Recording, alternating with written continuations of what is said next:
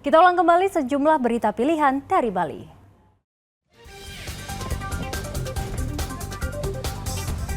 Kebakaran menghanguskan 3 bangunan villa di objek wisata Pantai Padang Bay, Karangasem.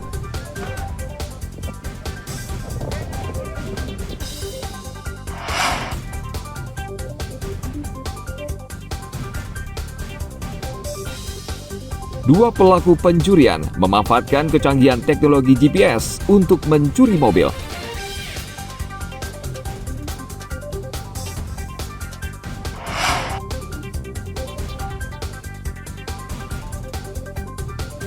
Kopi Kintamani mulai bangkit dan menjadi andalan bagi petani dan pengusaha kopi di Bali.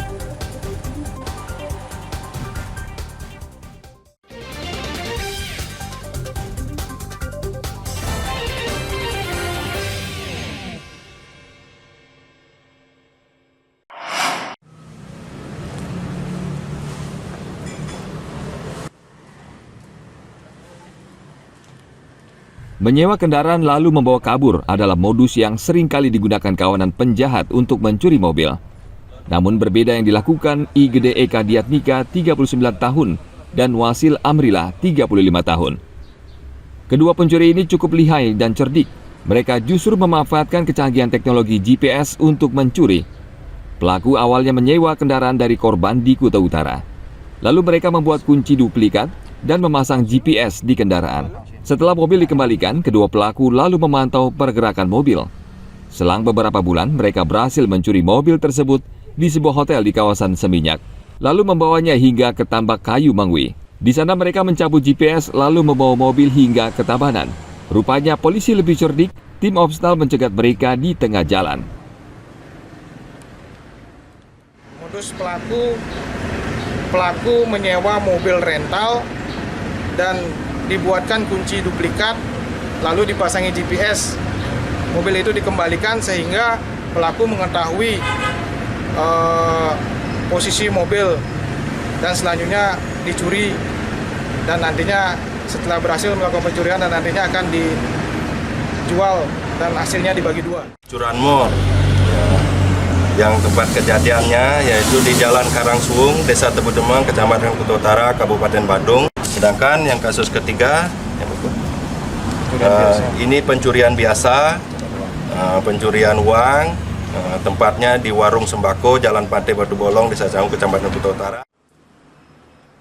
Selain kedua pencuri mobil sewaan, Polsek Kuta Utara juga berhasil menangkap 2 tersangka lain yang kerap mengincar sepeda motor dan uang. Keempat tersangka masih menjalani pemeriksaan di Polsek Kuta Utara dan berkas mereka akan segera dilimpahkan ke Kejaksaan untuk menjalani sidang di pengadilan. Tim Liputan melaporkan dari Kabupaten Badung.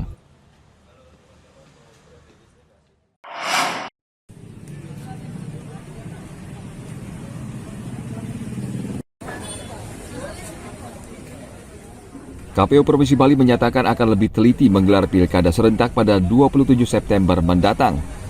Salah satunya mencegah terjadinya pemungutan suara ulang atau PSU seperti yang terjadi saat Pilpres lalu. KPU akan fokus pada proses pelipatan surat suara agar tidak terjadi kesalahan pengiriman logistik atau surat tertukar.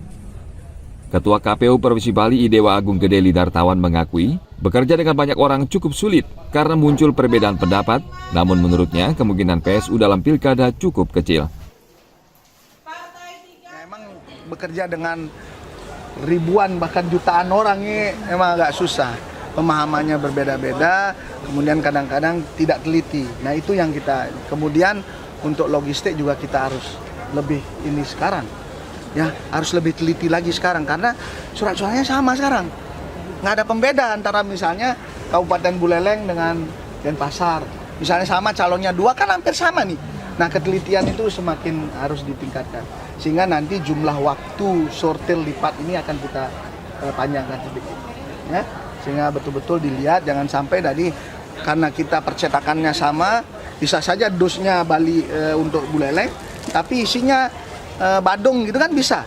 Nah itu yang harus kita lebih hati-hati. Itu yang kita tanamkan sekali hati-hati. Dalam pemilihan presiden lalu, KPU harus menggelar pemilihan ulang di 5 TPS di Buleleng dan 1 TPS di Gianyar. Pemilihan ulang terjadi karena ada pemilih dari luar Bali serta surat suara tertukar. Tim Liputan melaporkan dari Kota Denpasar.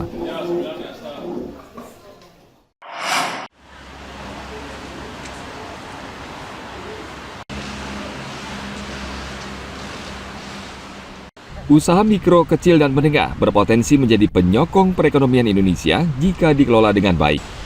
Menurut Kementerian Keuangan, di Bali ada 127 UMKM yang saat ini menggerakkan roda perekonomian Bali.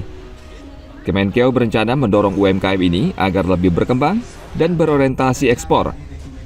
Menurut Kantor Wilayah Direktorat Jenderal Bea Cukai Bali, NTB, dan NTT, kontribusi ekspor UMKM di Indonesia masih sangat rendah, sekitar 15%. Padahal UMKM menyerap 97% tenaga kerja di Indonesia. Artinya ada potensi besar UMKM untuk berkontribusi dalam ekspor. Hanya saja menurut Kepala Kantor Wilayah Dirjen Bea Cukai Bali, NTB, dan NTT, Susila Brata, biaya logistik yang tinggi menjadi kendala bagi pengusaha UMKM. Bali ini punya potensi ekspor yang bagus sebenarnya, khususnya beberapa barang itu yang sifatnya unik hanya ada di Bali. Yang mana itu banyak dikelola oleh rekan-rekan dari UMKM. Nah, di satu sisi UMKM sendiri secara nasional juga menyumbang kegiatan ekonomi yang cukup besar. Nah, namun ternyata dari sisi ekspor itu di mana ekspor Bali itu sendiri cukup besar dibanding dengan impornya di Provinsi Bali, tapi sumbangan nasional UMKM terhadap ekspor itu tidak terlalu besar, yaitu hanya 15,8%. Nah, ini sebenarnya bisa potensi kita tingkatkan lagi untuk bisa lebih besar lagi sehingga teman-teman UMKM selain tentu saja bisa lebih produktivitasnya di Bali juga nasional, selain nasional bisa juga untuk ekspor di mancanegara. Untuk mendorong UMKM meningkatkan ekspor, Kementerian Keuangan di Provinsi Bali menggelar diskusi atau forum group discussion dengan 127 UMKM di Bali. Program ini dirancang sebagai sarana interaksi antara para pelaku usaha pengiriman barang dengan para pengusaha mikro, kecil, dan menengah di Bali. Tim Liputan melaporkan dari Kota Denpasar.